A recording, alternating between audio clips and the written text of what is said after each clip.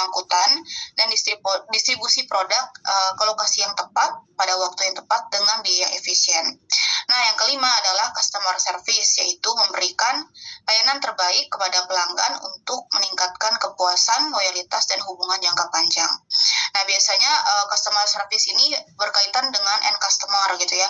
Ada departemen sales dan marketing biasanya yang turut terlibat dengan end customer-nya. Kemudian tujuan utamanya adalah mengintegrasikan keenam komponen ini untuk memastikan aliran barang, informasi, dan dana yang lancar, efisien, dan memberikan nilai terbaik bagi pelanggan. Oke, kita akan melihat peranan supply chain di dalam proses manufacture. Nah, yang pertama adalah peranan SCM di dalam procurement, gitu ya. Apa sih yang diharapkan dari Departemen Procurement, gitu ya, dengan adanya SCM?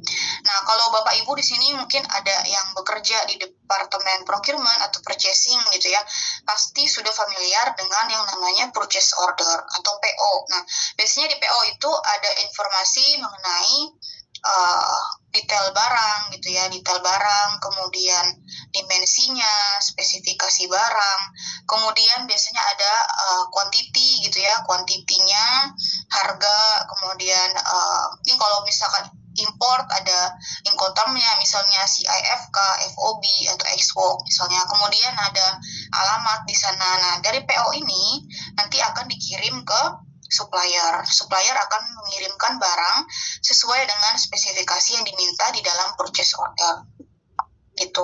Nah, apa sih yang diharapkan dengan adanya peranan SCM di dalam procurement, yaitu memastikan material yang tepat waktu gitu ya. Artinya tepat waktu itu bisa dari memilih supplier yang tepat, kemudian mengelola hubungan dengan supplier, menjamin kualitas bahan baku, dan mengurangi risiko keterlambatan gitu. Jadi penting sekali di sini juga terutama dalam pemilihan supplier gitu ya. Mungkin kita bisa menggunakan beberapa kriteria di dalam memilih supplier, entah dari kualitas, harga, delivery time misalnya gitu. Kemudian mengelola hubungan dengan supplier. Nah, di sini penting yang namanya customer relationship management gitu ya. Bagaimana atau supplier relationship management, bagaimana kita mengetahui karakteristik dari masing-masing supplier gitu, dan apa sih keinginan dari customer kita. Nah, kita juga harus matchkan gitu ya, kira-kira seperti apa nih karakteristik dari supplier. Di situ baru bisa mengelola hubungan baik dengan supplier. Nah, kemudian menjamin kualitas bahan baku, artinya kita harus menekankan kualitas bahan baku yang dikirimkan ke sebuah factory itu harus sesuai dengan standarnya gitu ya. Biasanya ada yang namanya Certificate of Analysis atau COA. Nah, di situ adalah basis dari untuk menentukan apakah barang-barangnya itu berkualitas atau tidak gitu. Kemudian mengurangi risiko keterlambatan. Nah, biasanya di dalam procurement itu pasti berkaitan dengan yang namanya reject product gitu ya. Mungkin karena kegagalan produksi sehingga mengakibatkan adanya reject product. Nah, reject product ini biasanya mengakibatkan adanya delay delivery atau delay shipment. Itu di sini penting sekali sebuah tim procurement untuk bisa menghandle permasalahan tersebut. Nah, benefitnya yaitu produksi tidak terhenti karena kekurangan material. Oke, kalau tadi kita lihat dari sisi procurement, sekarang kita lihat dari sisi produksi atau dari sisi departemen produksi gitu ya. Tujuannya adalah untuk mendukung produksi yang efisien gitu. Bagaimana cara mendapatkan sebuah produksi yang efisien gitu ya. Nah, kita bisa lihat di sini ada material supply, di mana material itu dikirimkan ke dalam sebuah departemen produksi untuk menjadi produk jadi gitu ya. Nah, ada beberapa hal yang turut terlibat. Yang pertama adalah produksi sesuai permintaan gitu. Yang kedua, materialnya tepat waktu. Yang ketiga adalah downtime yang berkurang. Yang keempat yaitu kapasitas yang optimal. Nah, bagaimana caranya supaya kita bisa membantu sebuah produksi gitu ya, agar bisa efisien nih produksinya. Nah, yang dapat dilakukan adalah dengan sistem just in time gitu atau JIT, yaitu untuk mengurangi penumpukan persediaan barang. Nah, yang kita tahu gitu ya Bapak Ibu, kalau di suatu gitu departemen produksi itu kan ada beberapa line biasanya gitu ya, dan line satu dengan line lain itu pasti produknya berbeda gitu, dan pasti di departemen produksi itu biasanya sudah membuat sebuah schedule gitu ya, produksi produk A itu plannya kapan, produk B plannya kapan gitu. Nah misalkan dari sebuah tim procurement gitu ya tidak menginformasikan ke tim produksi ada reschedule atau delay shipment, sehingga akan mengganggu proses produksi karena kekurangan bahan baku. Nah karena hal itu biasanya nanti dari tim produksi akan mereschedule gitu ya, mereschedule produknya gitu. Jadi karena produk A di-change ke produk B, maka di sana nanti akan ada penyesuaian mesin lagi gitu. Penyesuaian mesin itu akan mengakibatkan downtime gitu. Nah, downtime ini juga menjadi salah satu hambatan gitu ya di dalam sebuah departemen produksi untuk mencapai output atau target produksinya gitu. Nah, kemudian kita lihat gitu ya dari alur ini, maka alur produksi itu efisien dengan SCM, di mana supplier itu sebagai pemasok gitu ya, mengirim material sesuai jadwal, kemudian bahan bakunya atau materialnya dapat diterima tepat waktu, kemudian produksi, nah produksinya berjalan dengan efisien, kemudian quality check, yaitu produk diperiksa untuk menjaga kualitasnya, kemudian distributor, yaitu produk jadi dikirim tepat waktu, dan customer, yaitu produk sampai ke pelanggan sesuai kebutuhan. Oke, kemudian kita akan melihat dari peranan supply chain di dalam inventory management atau di dalam departemen inventory control biasanya gitu ya. Jadi di sini ada yang namanya manajemen persediaan efektif. Nah, manajemen persediaan efektif itu merupakan sebuah tindakan supply chain untuk pengontrolan stok gitu. Jadi dengan adanya manajemen persediaan efektif ini seperti pengontrolan stok bahan baku, misalnya bahan bakunya itu ada steel, kemudian palet plastik misalnya gitu ya, atau metal gear, atau untuk mengontrol produk atau bahan baku yang barang setengah jadi nih atau work in process atau WIP, dan ada pengontrolan produk jadi atau finished good. Nah, apa sih output dari SCM yang ada di inventory ini? Outputnya adalah untuk menghindari overstock atau stok yang berlebih dan stock out atau kekurangan stok gitu ya. Nah, jadi dari overstock atau stock out itu harapannya adalah dapat ditekan gitu ya, sehingga outputnya yaitu menurunkan biaya penyimpanan atau output dari biaya penyimpanannya. Gitu, misalkan nih overstock gitu ya Bapak Ibu ya, stoknya berlebih di dalam sebuah warehouse. Nah tentunya biaya penyimpanannya juga berlebih. Misalkan ada sebuah barang disimpan dengan palet kayu misalnya gitu ya. Nah palet kayu itu memerlukan perawatan seperti fumigasi biasanya gitu ya, untuk menghindari kutu dan sebagainya gitu ya. Nah itu kan pasti turut terlibat di biaya penyimpanan. Oleh karena itu maka sangat penting sekali untuk bisa menjaga stok itu dalam tahap yang cukup gitu ya, tidak berlebih dan tidak kurang gitu. Begitu juga dengan stock out atau kekurangan stok gitu. Kekurangan stok ini juga tidak baik gitu ya, karena misalkan ada customer gitu ya membutuhkan produk tersebut, nah company sudah kehilangan kesempatan gitu ya Bapak Ibu untuk menjual finished good produknya. Nah hasil akhirnya adalah efisiensi biaya dan ketersediaan material yang optimal. Oke, kemudian ada peranan SCM dalam logistik dan distribusi. Jadi peranan SCM di dalam departemen logistik gitu ya. Nah, biasanya adalah untuk memastikan produk yang dikirim itu berjalan dengan efisien gitu. Dengan harapan penjadwalan pengiriman itu sesuai atau on time.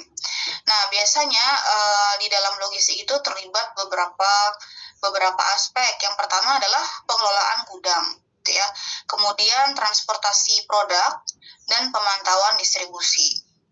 Nah, bagaimana mengontrol stok dan optimasi rute dan pemantauan waktu serta kecepatan gitu ya. Dengan harapan pengiriman barangnya tepat waktu atau on time dan dapat meningkatkan kepuasan pelanggan gitu. Jadi adanya trust gitu ya, trust dari pelanggan sehingga memberikan loyalitas terhadap sebuah company. Nah, hasil akhirnya adalah efisiensi pengiriman dan loyalitas pelanggan itu menjadi optimal. Oke, kemudian ada peranan supply chain di dalam transportasi. Nah, di dalam supply chain, transportasi itu turut terlibat gitu ya. Jadi transportasi, apa sih yang diharapkan dengan adanya supply chain di dalam sebuah transportasi? Yang pertama adalah memastikan bahan baku tiba tepat waktu ke fasilitas produksi gitu ya. Jadi kalau seandainya transportasi itu ada dari in dan dari out gitu ya Bapak Ibu ya. Kalau dari in itu adalah dari supplier ke factory. Nah, itu juga memerlukan transportasi. Jadi memastikan bahan bakunya itu tiba tepat waktu ke fasilitas produksi. Nah, sisi out-nya adalah mengatur distribusi produk ke pelanggan gitu. Kemudian memilih moda transportasi yang paling efisien dan ekonomis. Kemudian mengoptimalkan rute pengiriman untuk mengurangi waktu dan biaya. Tujuannya adalah mengurangi biaya transportasi dan logistik, kemudian mempercepat proses pengiriman barang, meningkatkan kepuasan pelanggan, kemudian mendukung kelancaran proses produksi. Nah, untuk transportasi itu ada 3 ya Bapak Ibu. Yang pertama adalah moda transportasi darat, laut, dan udara. Nah, contohnya apa nih? SCM di dalam Transportation Management. Contohnya adalah penerapan Transportation Management System atau TMS gitu ya. Jadi TMS ini kita bisa melacak gitu ya, secara real time, kemudian monitoring dan melihat rute optimasinya seperti apa. Nah, kalau Bapak Ibu mungkin di sini ada yang membeli bahan bakunya import misalnya gitu ya. Biasanya supplier gitu ya, misalkan membeli bahan bakunya dari China misalnya.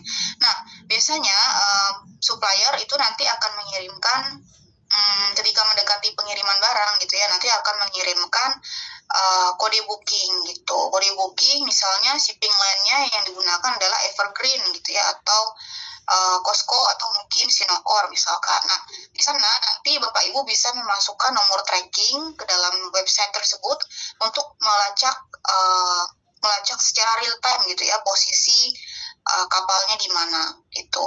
Nah, disinilah peranan TMS itu berguna di dalam supply chain management gitu ya.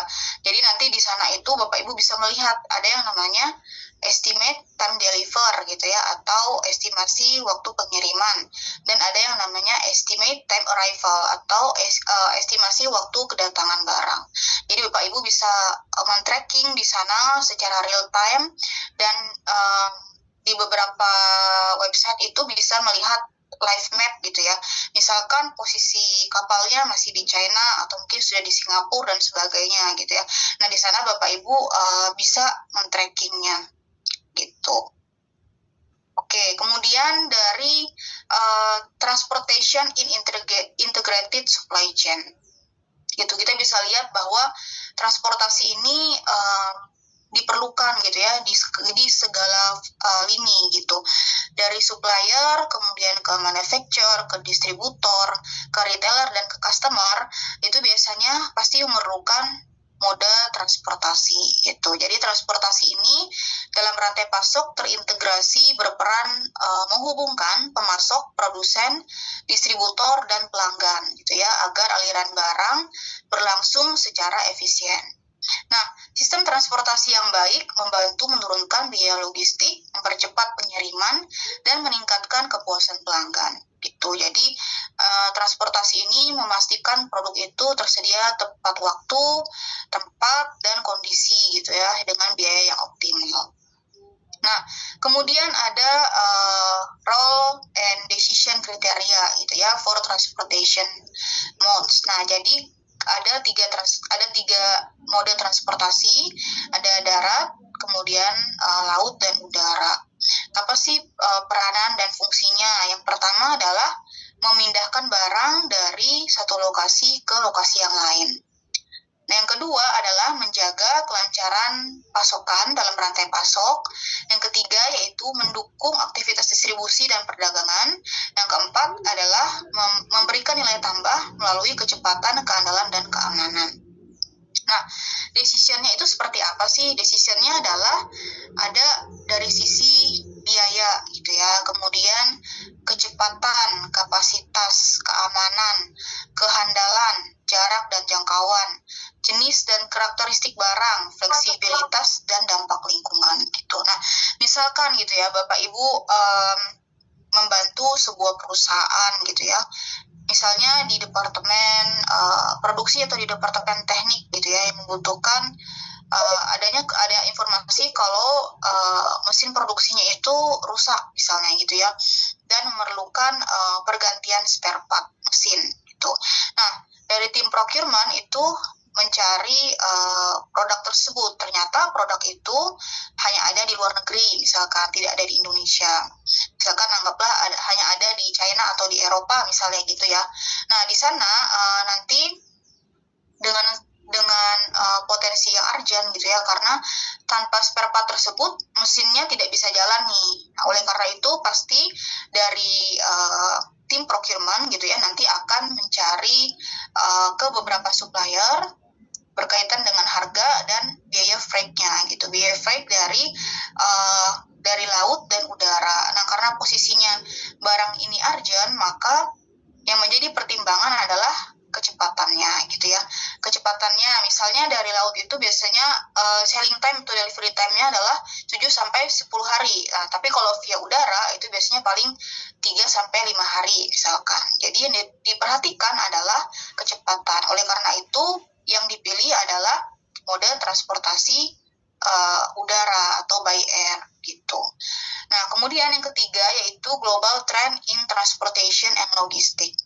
Nah, kita akan melihat seperti apa sih tren transportasi dan logistik gitu ya, di mana perkembangan global dalam transportasi dan logistik ditandai dengan digitalisasi, otomatisasi, penggunaan teknologi yang canggih, serta fokus pada keberlanjutan untuk meningkatkan efisiensi, transparansi, dan daya saing. Nah, kita lihat dari digitalisasi gitu ya. Jadi digitalisasi ini penggunaan platform digital untuk visibilitas dan kolaborasi rantai pasok secara real time.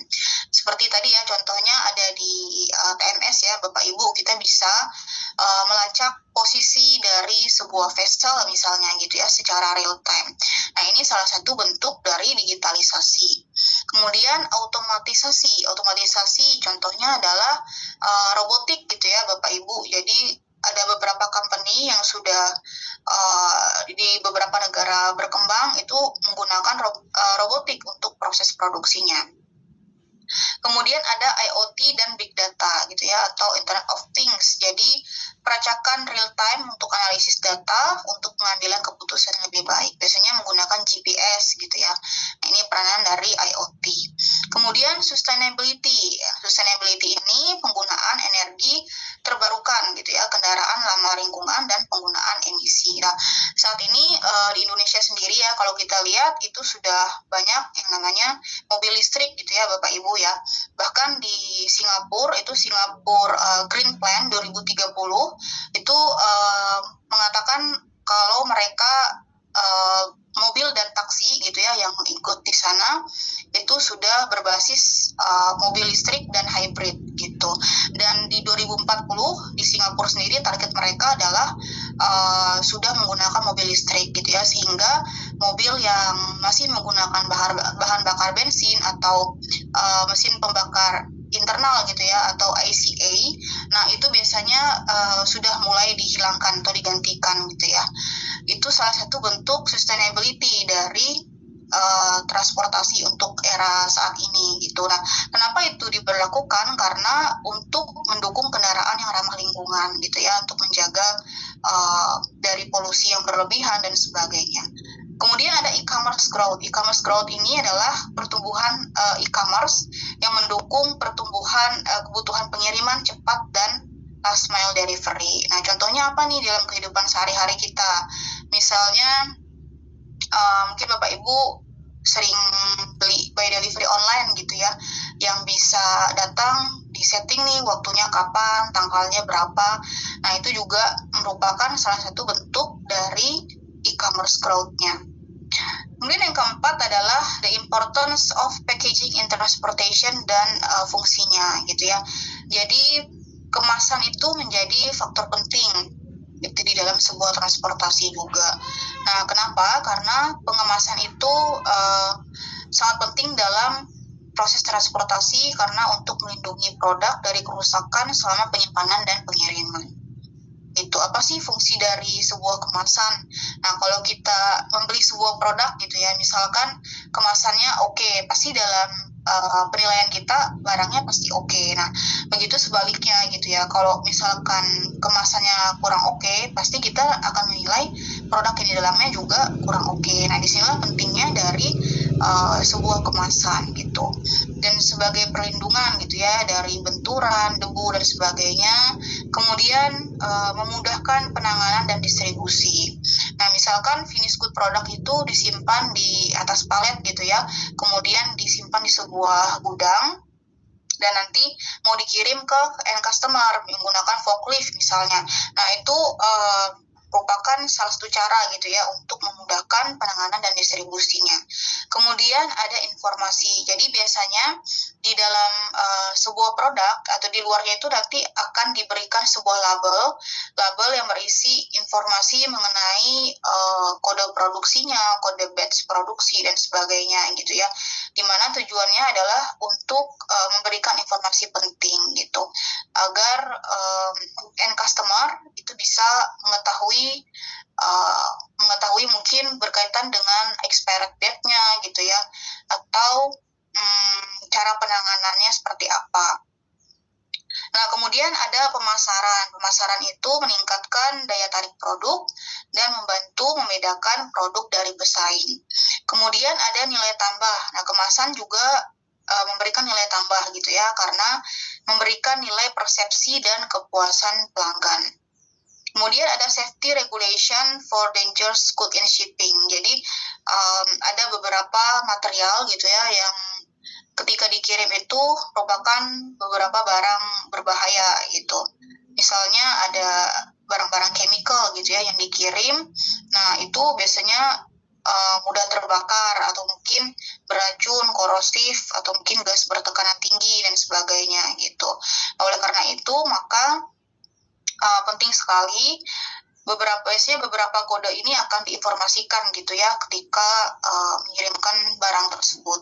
Nah, tujuannya adalah sebagai prinsip keselamatan, yaitu mengklasifikasikan barang berbahaya, kemudian pengemasannya sesuai standar, pelabelan dan penandaan yang jelas, dokumentasi yang lengkap dan benar, kemudian penanganan dan penyimpanan pengangkutan oleh personel yang terlatih gitu.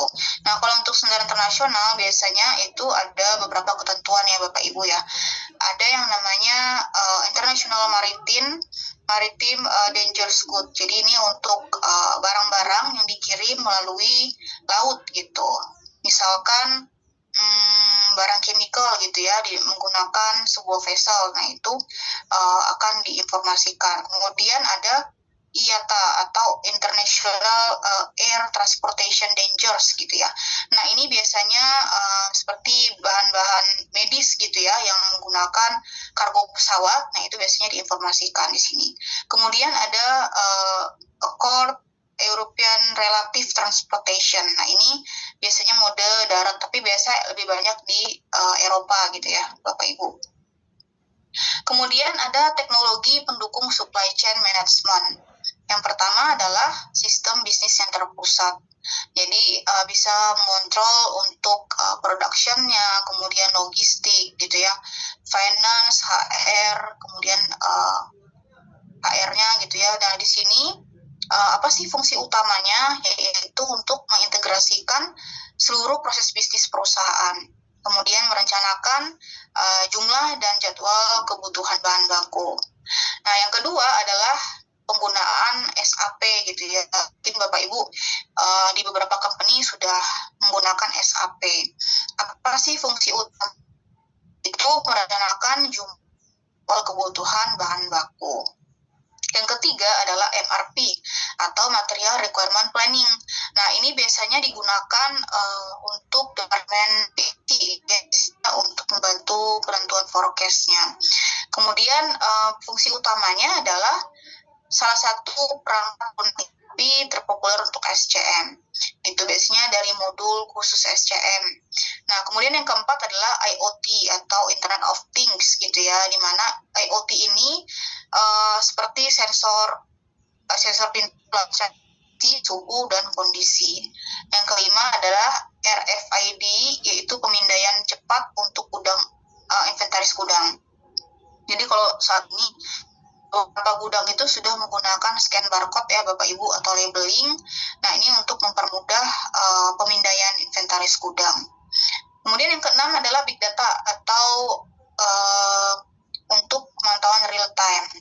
Kemudian ada big data analytics untuk pemindaian cepat untuk inventaris gudang, memperbaiki tren, kemudian permintaan pasar dan mengoptimalkan rute.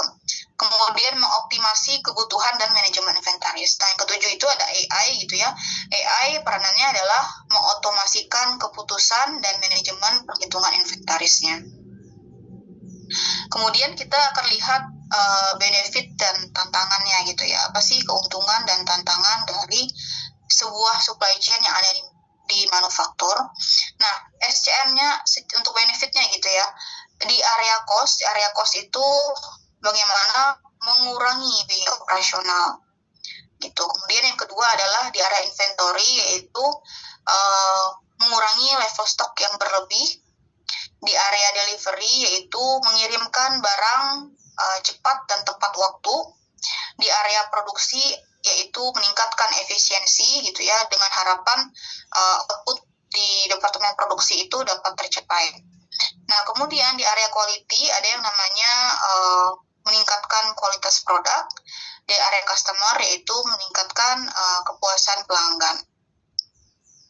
Kemudian tantangan gitu ya. Apa sih tantangan yang ada di supply chain? Yang pertama adalah supply disruption atau ketidakpastian supply gitu.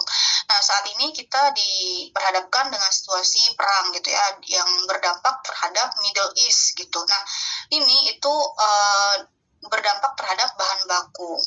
Dan dari bahan baku itu beberapa supplier menjadi terhambat gitu ya proses produksinya, sehingga mengganggu supply disruption mereka gitu, sehingga proses produksinya pun menjadi terhambat, kemudian shipment-nya menjadi delay gitu ya. Ini salah satu supply disruption, impact-nya seperti itu. Kemudian dari area supplier reliability issue.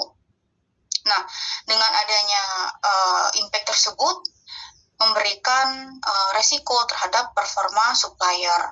Performa seperti apa sih dampaknya gitu ya? Dengan adanya delay tersebut pasti akan mendapatkan komplain dari customer mereka. Nah, oleh sebab itu maka penting sekali komunikasi ya di sini ya, komunikasi, kemudian dampak dari kualitas produknya serta produksi itu akan menjadi delay.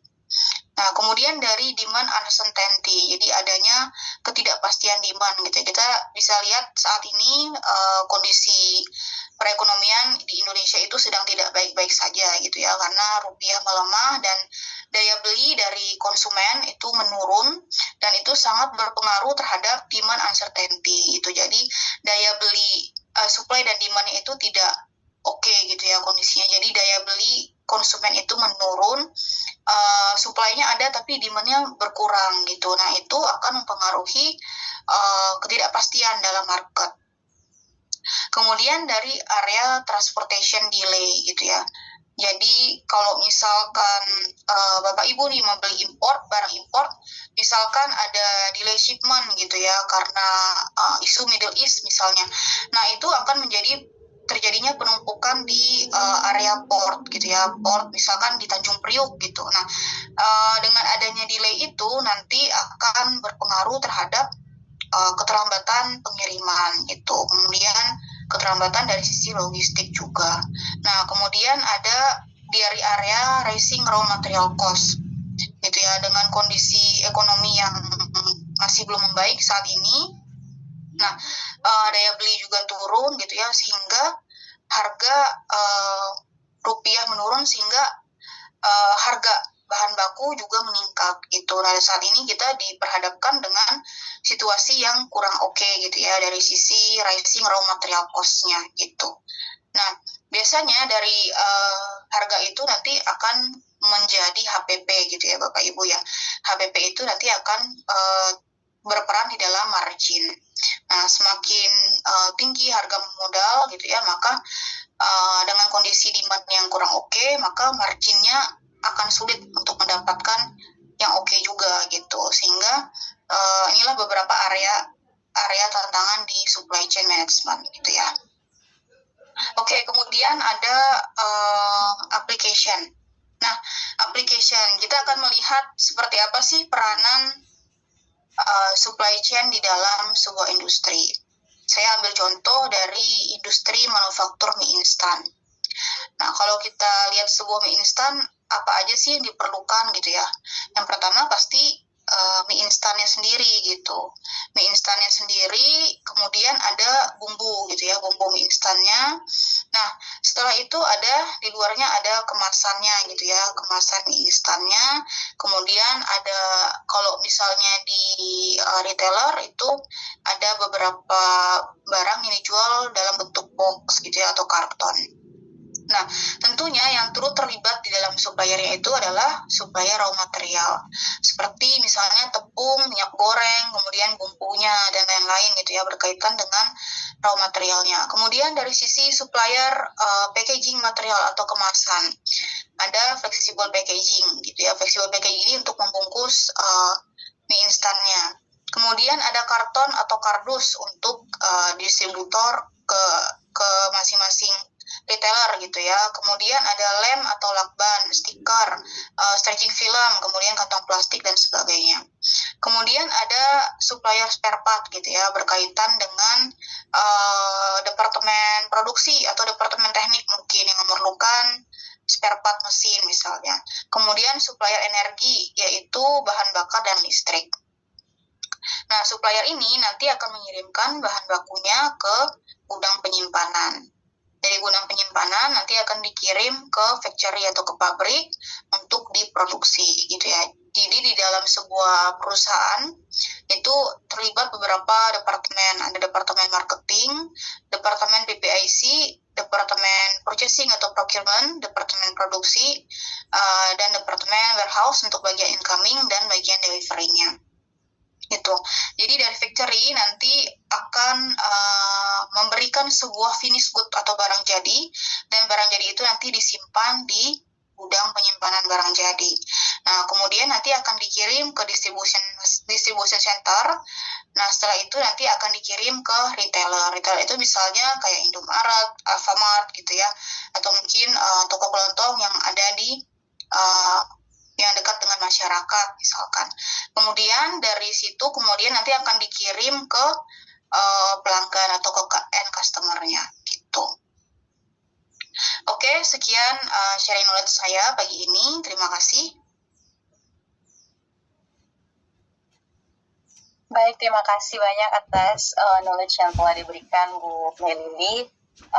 Sekarang kita akan masuk ke sesi selanjutnya, yaitu sesi tanya jawab, di mana di sini rekan-rekan boleh bertanya melalui kolom chat ataupun langsung raise hand jika ingin bertanya langsung. SCM di dalam sebuah manufaktur gitu ya. Tapi balik lagi gitu, yang terpenting adalah bagaimana peranan SCM di dalam sebuah manufaktur itu sendiri gitu. Dengan goals-nya adalah bagaimana keinginan dari customer gitu ya itu bisa tercapai gitu. Misalkan dari sisi produk gitu ya, produk, kemudian dari dimensi produknya, misalnya end customer ini menginginkan produknya yang seperti ini gitu. Nah, di sini yang terpenting adalah bagaimana supply chain gitu ya mengatur keinginan dari customer tersebut gitu Bu, agar goals-nya itu bisa tercapai gitu Bu Olivia. Ya Bu, kalau ini sih sebenarnya kalau saya juga sebenarnya agak memahami sedikit ya, karena kami sama-sama teknik industri ya Bu ya. Tapi kalau misalnya gini Bu, sebenarnya kalau misalnya suatu perusahaan itu operasionalnya itu buruk nih, apakah ada secara langsung itu akan terkait atau berimbas kepada si customer-nya itu sendiri? Kalau menurut ya, kalau dari pengalaman gitu ya, bisa aja berdampak dari sisi produk gitu ya. Misalnya barang yang dikirim itu karena mungkin ada manajemen yang kurang oke misalkan gitu ya Ibu. Nah misalnya berdampak di sisi shipment-nya gitu. Shipment-nya misalnya harusnya on time nih, tapi karena manajemennya kurang oke sehingga berdampak terhadap misalkan ada karyawannya yang resign gitu ya. Terus misalnya pekerjaannya tidak tidak terpegang misalnya. Nah, itu kan pasti berdampak terhadap kegiatan operasional yang ada di sana gitu. Nah, itu biasanya berdampak di sisi shipment-nya gitu. Kemudian mungkin dari sisi yang lain adalah dengan manajemen yang kurang oke, mungkin keluhan dari customer gitu ya Bu ya. Keluhan dari customer itu biasanya tidak di reach out dengan baik gitu, sehingga kurang maksimal gitu Bu. Terus itu. Oke, baik. Terima kasih Bu atas penjelasannya, sangat jelas sekali gitu ya. Ternyata berarti bahkan kita sebagai customer pun juga berdampak gitu terkait dengan sistem itu sendiri gitu ya Bu ya. Oke, mungkin saya lanjutkan dengan pertanyaan yang ada di kolom chat dari Ibu Zenia kali ya Bu ya. Oke, izin saya bacakan pertanyaannya. Izin bertanya, dalam praktiknya terkadang PPIC sudah menurunkan batch produksi karena ada kebutuhan pengiriman keesokan harinya. Sementara beberapa bahan baku baru saja diterima dan masih dalam proses evaluasi QC. Kemudian, mengingat proses pengujian membutuhkan waktu tertentu untuk memastikan kesesuaian spesifikasi, menurut Ibu, evaluasi dan perbaikan proses sebaiknya lebih difokuskan pada perencanaan PPIC, forecasting dari marketing, atau koordinasi antar departemen agar QC tetap memiliki waktu yang cukup untuk melakukan release materials secara valid. Oke, ya terima kasih untuk pertanyaannya. Saya mencoba menjawab. Jadi kalau dari saya, yang pertama adalah koordinasi gitu ya. Karena bagaimanapun di dalam proses produksi itu kan memerlukan waktu gitu ya, memerlukan waktu, dan kedatangan barang pun itu juga memerlukan waktu gitu. Dari kedatangan barang, proses bongkar, kemudian dikirimkan ke departemen produksi itu memerlukan waktu gitu ya, sehingga jika ada perubahan yang mendadak, misalnya harus besok masuk ke dalam proses produksi, sebaiknya coba dikoordinasikan dulu gitu ya. Namun bila mana memungkinkan, mungkin bisa dimaksimalkan. Tapi kalau misalkan memang menjadi suatu hambatan, mungkin bisa dikoordinasikan gitu ya Bu ya, antar departemen gitu ya, apa yang menjadi kendala dan seperti apa nih langkah perbaikannya gitu, agar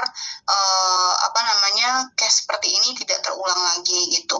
Mungkin ada situasi tertentu yang urgent gitu ya, yang mungkin tidak terprediksi, mungkin misalnya ada demand yang tiba-tiba naik gitu ya, dan BPIC harus segera merubah planningnya gitu. Nah mungkin untuk case-case seperti itu tidak terprediksi biasanya ya, tapi balik lagi yang terpenting adalah koordinasi gitu ya antar departemen gitu, agar semuanya bisa berjalan dengan baik dan efisien. Itu Bu Olivia. Baik, mungkin saya tanyakan kembali ke Bu Zenia, apakah sudah cukup menjawab penjelasan dari Bu Melili?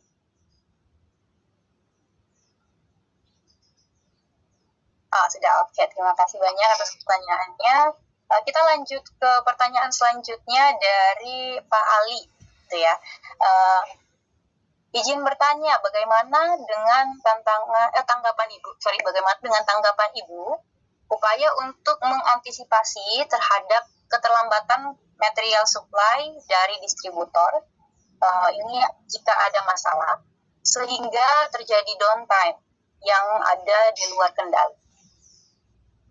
Oke, di sini distributor ya. Jadi distributor itu biasanya posisinya adalah ke end customer gitu. Kalau supplier tadi dari pemasok ke pabrik. Nah, kalau pertanyaannya di sini distributor, jadi finished good product ke end customer, gitu ya. Nah, kalau distributor atau finished good itu biasanya barang-barang itu kan sudah jadi dan siap dikirimkan. Mungkin yang menjadi kendala, misalkan dari sisi logistiknya gitu ya, misalnya pemesanan kendaraannya gitu ya untuk mengirimkan barang. Nah, mungkin bisa aja ada delay atau mungkin lagi banyak misalnya shipment-nya sehingga menyebabkan delay gitu ya, dan ke end customer juga jadi lama. Nah, kemudian bagaimana cara mengantisipasinya sehingga tidak mengakibatkan downtime. Nah, caranya adalah yang pertama, kalau untuk finished good ke end customer, yang penting itu komunikasi ya Bu, komunikasi antara departemen terkait mengenai kedatangan barang gitu. Jadi dimonitor untuk kedatangan barangnya, di follow up.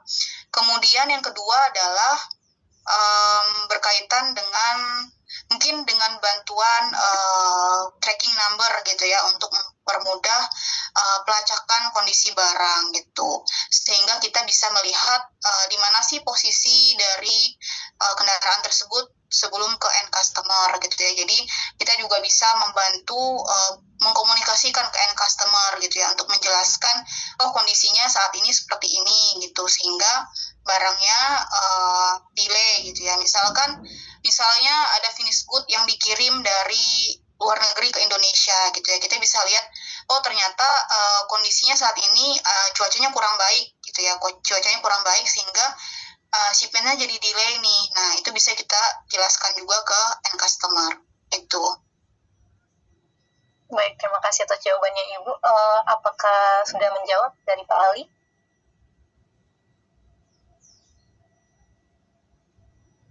Sambil menunggu respon dari Pak Ali, yang kalau misalnya ada pertanyaan selanjutnya, silakan ditanyakan kembali mungkin Pak Ali ya. Kita ke pertanyaan, sudah, oke, terima kasih. Oke, kita selanjutnya ke Bu Salsa. Saya bacakan, selamat pagi Ibu Melili, mohon izin untuk bertanya terkait SCM ini. Sekiranya bagaimana cara untuk mengatasi lonjakan permintaan dari customer yang mendadak, sedangkan kita tahu bahwa supplier yang kita miliki itu tidak memadai untuk memenuhi permintaan tersebut. Dan pada saat itu juga bahan baku susah untuk dicari dalam waktu cepat.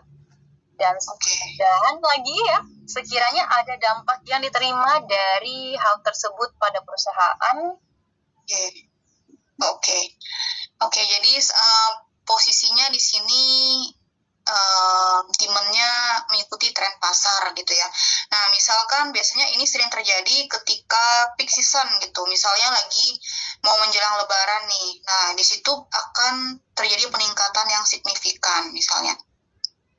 Tapi untuk tren seperti ini biasanya itu sebuah company pasti punya data history gitu ya, seperti gambaran tren seasonal untuk yang sudah berjalan misalnya. Itu juga bisa menjadi salah satu antisipasi untuk stok bahan baku gitu. Nah, tapi bila mana terjadi lonjakan yang di luar prediksi misalnya, yang pasti adalah sebisa mungkin setiap departemen itu saling support gitu ya, untuk mendukung kebutuhan produksinya, mendukung kebutuhan produk yang diminta oleh end customer tersebut gitu. Dan misalnya bahan bakunya sulit gitu ya, suppliernya juga susah misalkan gitu ya. Jadi mungkin bisa coba dengan mencari beberapa supplier yang belinya itu bisa langsung by cash atau by cash gitu ya, atau misalnya CBD gitu. Misalnya ada beberapa supplier nih, ternyata supplier ini bisa membantu kita untuk membantu material kita gitu ya, mensupport material kita yang sifatnya urgent saat ini. Nah, mungkin bisa coba dikontak, terus coba dikirimkan materialnya gitu. Itu tadi apalagi Bu yang pertanyaan yang ketiga? Sekiranya apa dampak yang diterima dari perusahaan? Oke, dampak yang diterima oleh perusahaan. Dampaknya yang pasti adalah mungkin perlu evaluasi kalau misalkan ada order dadakan seperti ini, apakah diterima atau ditolak gitu ya. Dengan posisi diterima berarti konsekuensinya perusahaan mampu untuk bisa memenuhi semua permintaan tersebut gitu. Nah, apa yang akan dilakukan kalau misalnya perusahaan mensupport hal tersebut? Tentunya harus support dari semua departemen gitu ya. Dengan segala cara yang ada, bagaimana caranya untuk bisa memenuhi kebutuhan tersebut gitu, memenuhi bahan bakunya, kemudian untuk proses produksinya gitu ya. Jadi antar departemen harus saling bekerja sama untuk bisa mensupport keadaan tersebut. Nah, tapi kalau misalkan perusahaan tidak mampu, sebaiknya mungkin ditolak aja gitu ya, karena takutnya sudah bilang bisa tapi pada kenyataannya tidak mampu gitu. Nah, itu mungkin bisa menjadi keputusan juga gitu. Oke, terima kasih atas jawabannya Ibu. Mungkin dari Ibu Salsa, apakah sudah cukup menjawab? Oke, terima kasih banyak Bu Salsa. Kita lanjut ke pertanyaan selanjutnya dari Pak Dwi. Pak Dwi Haryadi bertanya, reason apa yang harus diberikan ke manajemen kami dari sisi logistik ketika actual shipment cost lebih besar dari budget? Mengingat harga retail by vessel naik setiap bulannya. Oke. Ya, memang untuk saat ini dengan kondisi Middle East itu juga berdampak terhadap freight ya. Jadi freight itu sekarang memang lagi naiknya gitu, dan itu berdampak terhadap material. Nah, kalau dari sisi saya melihat mungkin bisa coba berkoordinasi gitu ya dengan tim sales gitu ya. Tim sales ini berkaitan dengan harga output gitu ya. Jadi harga freight itu nanti berpengaruh terhadap harga output sebuah produk. Nah, mungkin bisa dikoordinasikan juga gitu ya, apa aja yang bisa di cost down dari sisi actual shipment-nya gitu. Mungkin misalnya saat ini actual shipment-nya itu diterima secara mingguan gitu ya. Nah, mungkin Bapak Ibu dengan biaya freight yang membengkak ini dan berdampak terhadap nilai HPP gitu ya, atau nilai jual ke customer, mungkin Bapak Ibu bisa mengusulkan misalnya dibeli dengan sistem bulanan gitu, sehingga jadi dalam satu shipment itu biaya freight-nya yang harusnya darinya mingguan kemudian menjadi bulanan gitu, sehingga biaya freight-nya bisa ditekan gitu, dan itu juga nanti berdampak terhadap HPP gitu ya. Gitu sih Bu Olivia. Oke, terima kasih Bu. Dari Pak Dwi sendiri bagaimana Pak? Apakah sudah menjawab?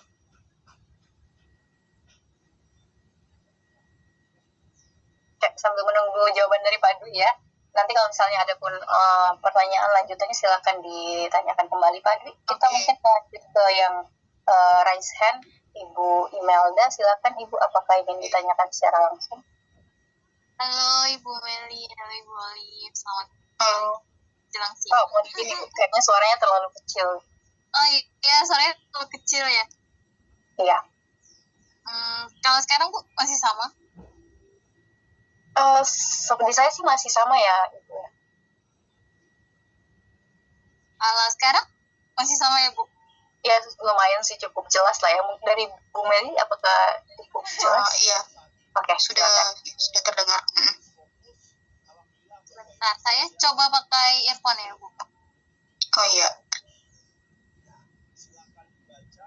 Saya mohon maaf sebelumnya. Kalau sekarang bagaimana Bu? Cukup terdengar Ibu? Iya, sudah terdengar Ibu? Iya Bu. Oke. Sebenarnya maksud pertanyaan ini kayak saya pengen kita having brainstorming aja dulu. Karena kalau berbicara tentang role atau peran dari SCM, biasanya supply dan demand itu cenderung nggak ya Bu ya. Karena kalau selaras ya kita nggak butuh SCM. peranannya gitu kan ya. Singkatnya ada salah satu case study ataupun saya pernah bersama dengan teman saya itu mengatasi yang namanya bullwhip effect gitu. Jadi kadang demand-nya itu terlalu kecil, inventory-nya stoknya kosong. Nah, atau kadang demand-nya terlalu besar gitu, ya inventory-nya justru semakin membludak, bahkan sampai harus membuka beberapa distribusi tempat gitu dan lain sebagainya, Bu. Oke.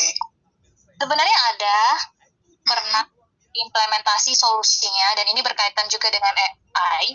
Jadi bukan forecast-nya itu cenderung ke machine learning, tapi hanya sebatas pembelajaran yang algoritmanya supervised. Jadi cuman berdasarkan ini dia sekian dan sekian gitu, Bu. Tapi memang implementasi AI-nya itu tidak sempurna kalau hanya sebatas forecast. Jadi optimasi pun forecast atau AI-nya juga tidak cukup membantu gitu. Bahkan ketika udah selesai, ketika diimplementasi ke real world-nya itu sama sekali tidak membantu.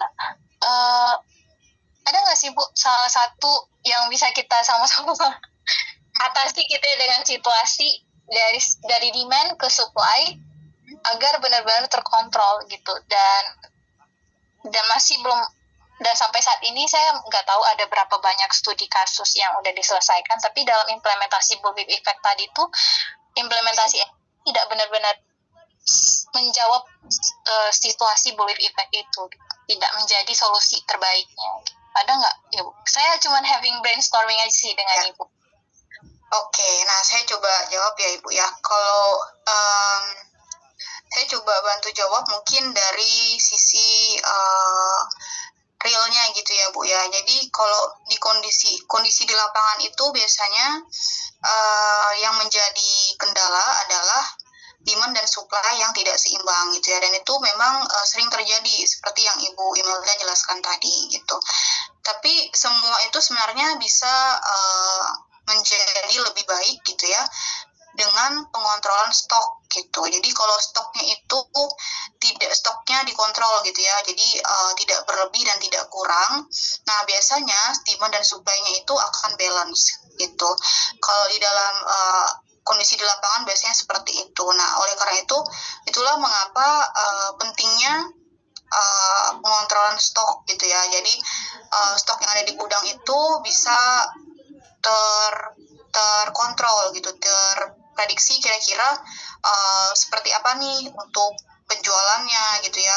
Misalkan kondisinya lagi kurang oke gitu ya, dan belum bisa membeli barang gitu ya, sehingga kita bisa melihat level stok kita itu seperti apa gitu. Jadi harapannya itu barang-barang yang ada itu bisa terjual gitu. Dan begitu juga dengan kondisi biasanya kalau stok itu berlebih di dalam gudang, itu juga mungkin karena demand-nya kurang gitu ya. Misalnya kayak kondisi sekarang ini kan di mana rupiah melemah gitu ya, jadi demand-nya juga berkurang. Nah, akan ada banyak penumpukan stok di dalam gudang gitu. Jadi mungkin bisa diperhatikan lagi level stoknya, kemudian coba direview lagi gitu ya, apakah perlu dilakukan pembelian atau tidak, sehingga tidak terjadi panas stok gitu. Jadi stoknya itu terkendali gitu. Bu Imelda.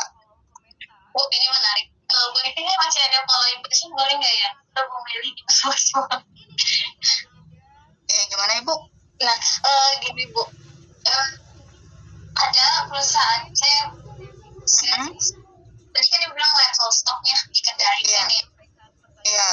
Cenderungnya, jadi ini ada satu perusahaan, ini sifatnya internasional, artinya ada ratusan supplier, ada puluhan gudang di negara, pabrik, bahkan ribuan jutaan customer. Iya, maaf Ibu, suaranya kurang jelas. Masih belum terdengar jelas ya Bu? Nah, ini sudah. Ini yang belum jelasnya tadi gini Bu. Jadi ini perusahaannya cukup, tadi saya tertarik ada following question Bu, karena ada level stoknya tadi ya. Nah, ini menarik karena Sebenarnya ini satu perusahaan internasional. Artinya ada ratusan supplier, puluhan gudang, banyak pabrik, distributornya juga banyak, bahkan customer-nya bisa aja ribuan bahkan jutaan, dan itu hampir tersebar di banyak negara karena dia multi regional, internasional. Dan level stok tadi memang di maintain, tapi cenderung memang ada masanya stoknya berlebih sehingga akhirnya mereka revenue ataupun marginnya dijual murah agar stoknya berkurang gitu Bu. Jadi itu satu solusi yang saat ini masih harus dilakukan, yang mana sebenarnya kalau dijual murah tuh cenderungnya customer akan belajar kan ya, ya udah tunggu aja nanti sampai dijual murah.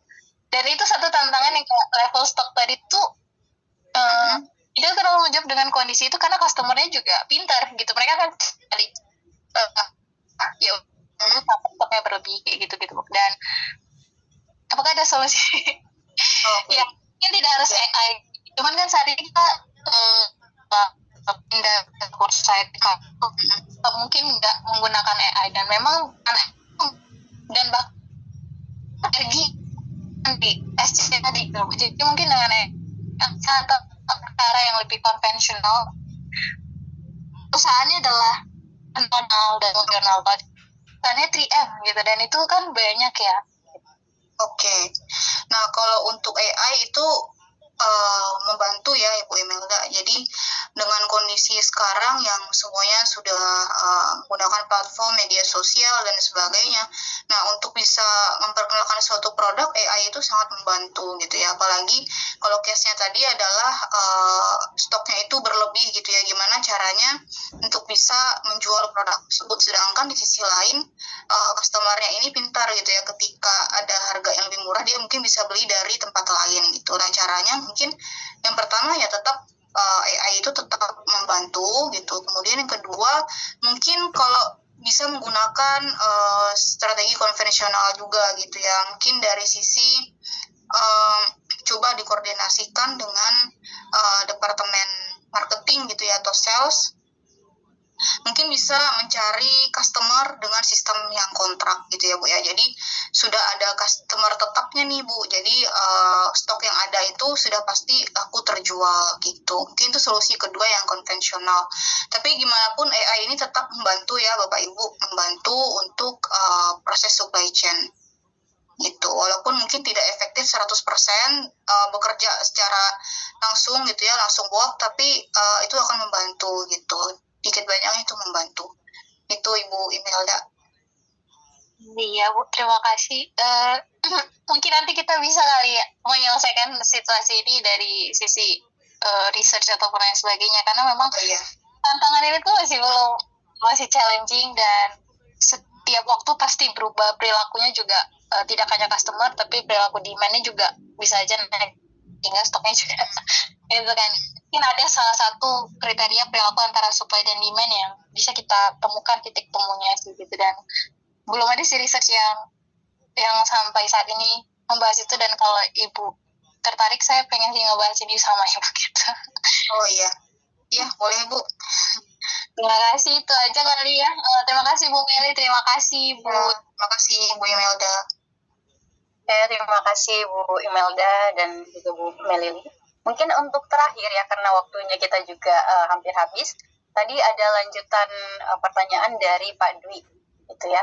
Pertanyaan lanjutannya, sistem dari mingguan ke bulanan yang dimaksudkan itu term payment ke distributor atau term payment ke transporter?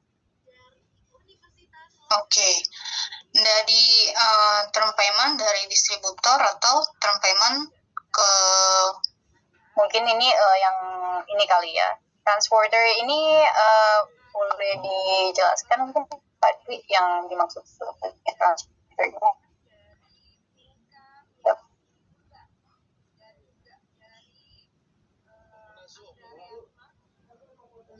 Apa maksudnya adalah transportasi yang digunakan kah, atau seperti apa? Dari mingguan ke bulanan, term payment ke distributor atau term payment ke transporternya. Nah saya coba bantu jawab maaf ya Bu ya. Jadi kalau di sini ini kan dia menanyakan term payment gitu ya. Term payment itu biasanya berkaitan dengan seperti apa sih sistem pembayarannya gitu ya. Misalnya ada yang CBD. CBD itu maksudnya cash before delivery gitu ya. Atau term payment-nya itu 30 hari misalnya atau 60 hari dan seterusnya gitu. Nah, kalau sistem dari mingguan ke bulanan gitu, otomatis term payment-nya itu adalah term payment. Di sini saya berbicara term payment untuk supplier gitu ya. Nah, kalau untuk distributor seharusnya kurang lebih ya sama untuk term payment gitu, karena term payment ini kan balik lagi ke sistem pembayaran yang diberlakukan. Itu kalau sistem pembayaran dari mingguan ke bulanan itu sudah pasti term payment-nya menggunakan balik lagi ya, mungkin bisa diskusi ke supplier atau distributornya term payment-nya itu maunya seperti apa. Biasanya melalui kesepakatan dua belah pihak gitu ya Bapak Ibu. Misalnya term payment-nya itu sistem dari mingguan ke bulanan. Misalnya pembeliannya saat ini mingguan, terus kita change ke bulanan gitu ya. Nah, mungkin bisa dikomunikasikan gitu. Dengan seperti ini karena pembeliannya itu dalam jumlah yang banyak untuk satu kali gitu ya dalam satu bulan, apakah bisa misalnya term payment-nya 30 hari sistemnya gitu ya.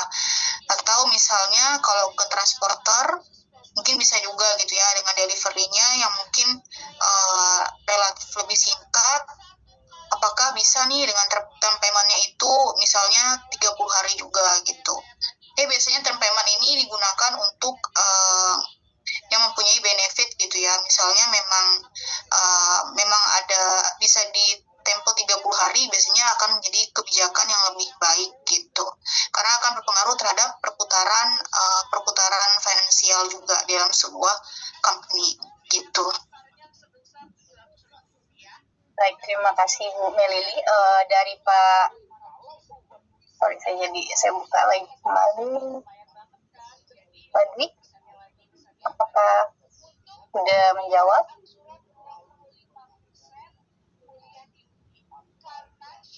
Saya harap sudah menjawab ya, karena sudah sangat jelas ya dari pemaparan ini. Karena waktu kita juga sudah hampir habis, saya akan menutup, memberikan conclusion sedikit ya yang saya dapatkan tadi. Nanti mungkin akan ditambahkan sama Bu Melili jika ada yang ingin ditambahkan. Beberapa hal yang saya sempat catat gitu ya. Yang pertama itu di sini saya memberikan conclusion di mana supply chain management atau SCM itu merupakan suatu jantung dari operational manufacture. Hal ini sesuai dengan yang disampaikan Ibu tadi dan ditegaskan bahwa SCM bukan sekedar logistik, melainkan jejaring atau jaringan integrasi yang terintegrasi dari pemasok, pabrik hingga nanti masuk ke end customer, yang bertujuan untuk meningkatkan efisiensi, menekankan biaya, dan memastikan produk sampai dengan tepat pada waktunya ke end customer.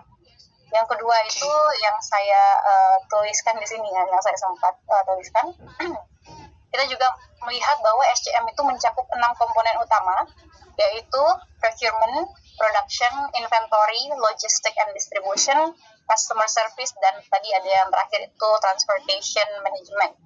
Yang mana jika satu saja yang terganggu, yang seperti disampaikan tadi ya, maka akan sering terjadi tantangan yang disampaikan. Ada beberapa tantangan tadi terhadap supply distribution atau demand uncertainty gitu ya. Dan kemudian yang ketiga saya tuliskan di sini, di mana tadi kita bahas AI juga.